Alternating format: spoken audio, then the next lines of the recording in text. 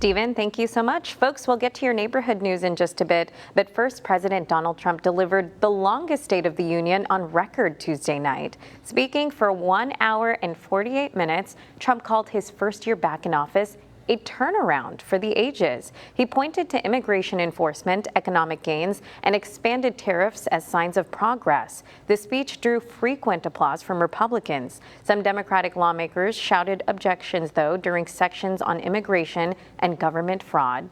And President Trump honored a Coast Guard hero during last night's State of the Union. Petty Officer Scott Ruskin is a rescue swimmer at Coast Guard Air Station Corpus Christi. Last July 4th, Ruskin and his crew rescued more than 160 girls from Camp Mystic during catastrophic flooding.